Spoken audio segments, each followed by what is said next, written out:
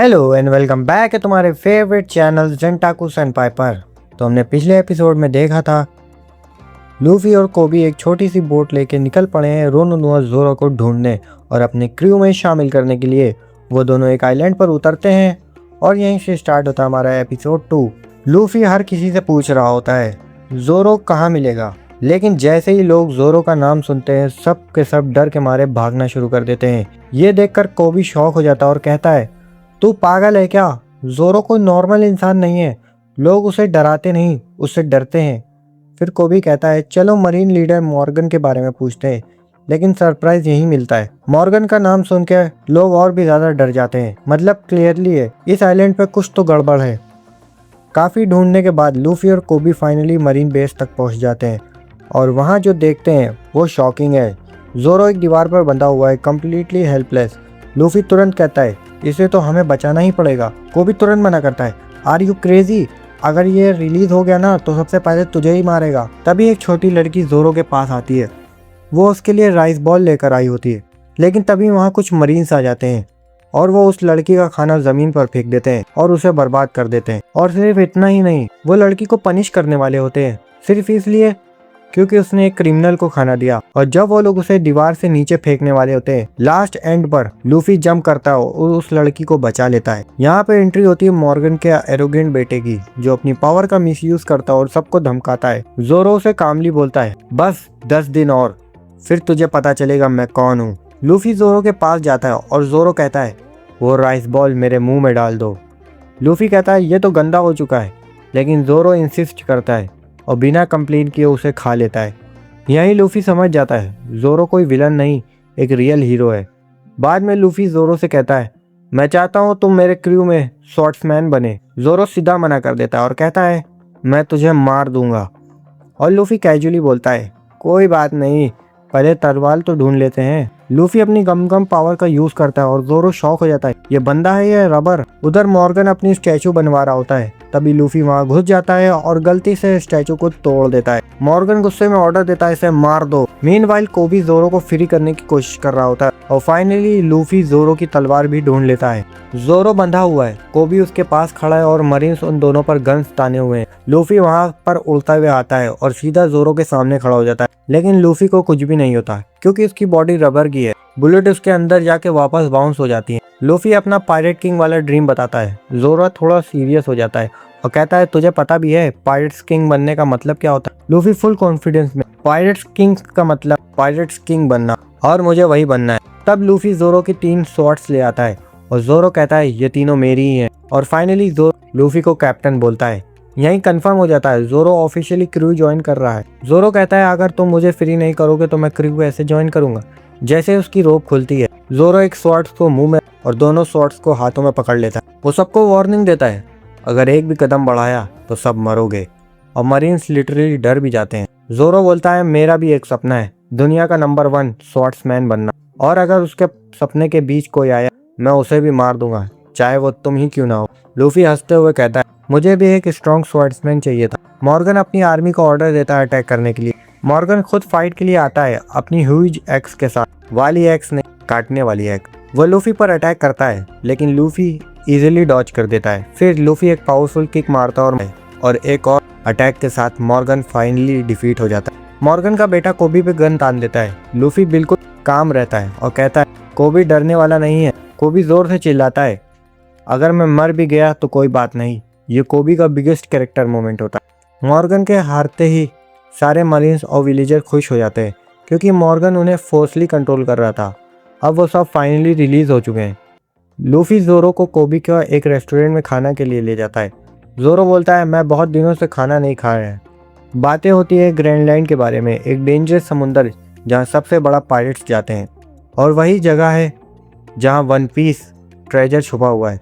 Goldy Roger ने मरने से पहले हिंट दिया था।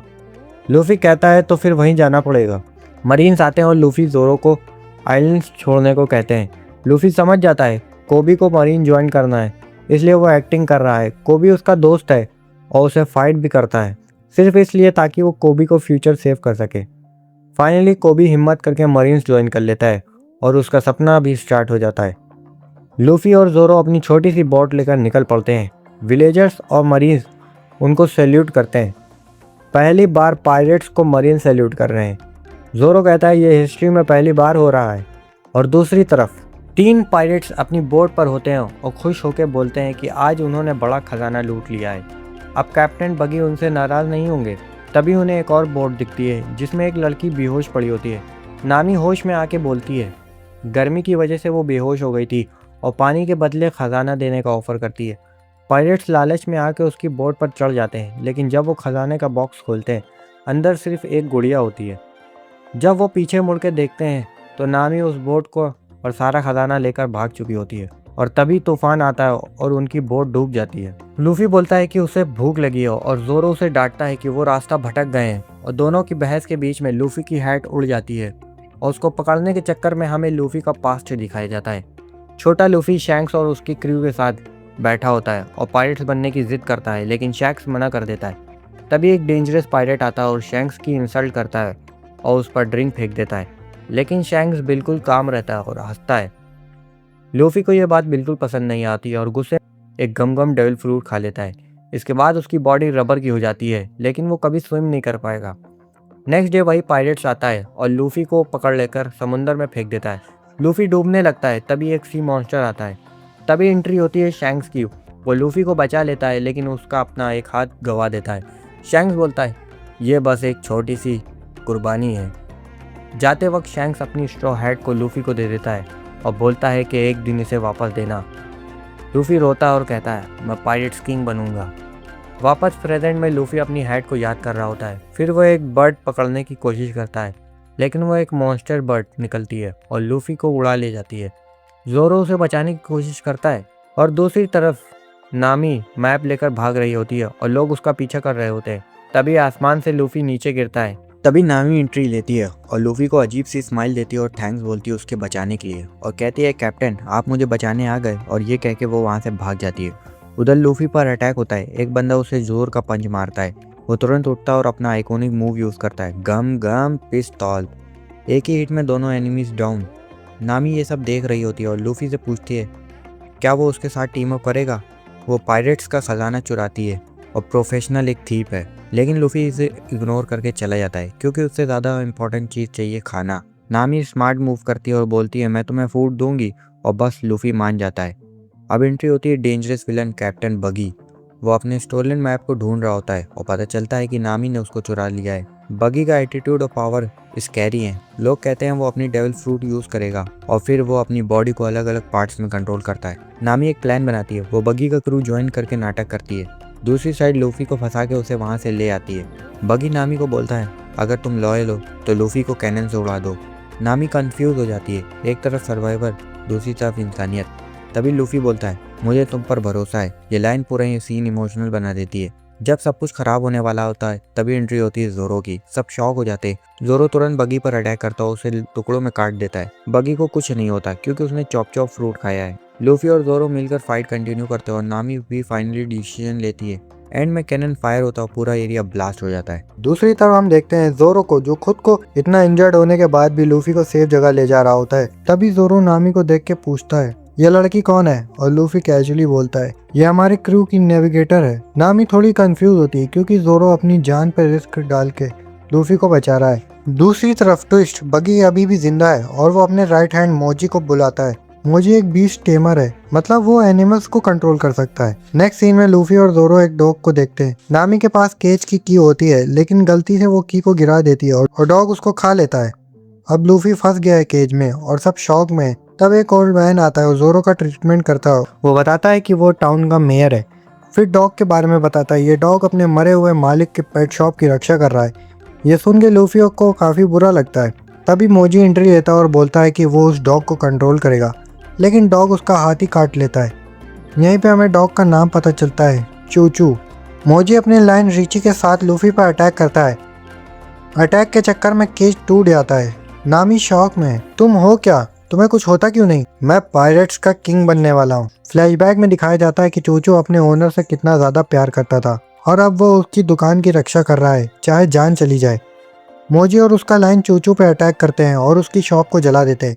लूफी ये सब देखकर और भी ज़्यादा एंग्री हो जाता है। लूफी अपनी पावर यूज़ करता है और एक ही मूव में लाइन रिची को फिनिश कर देता है।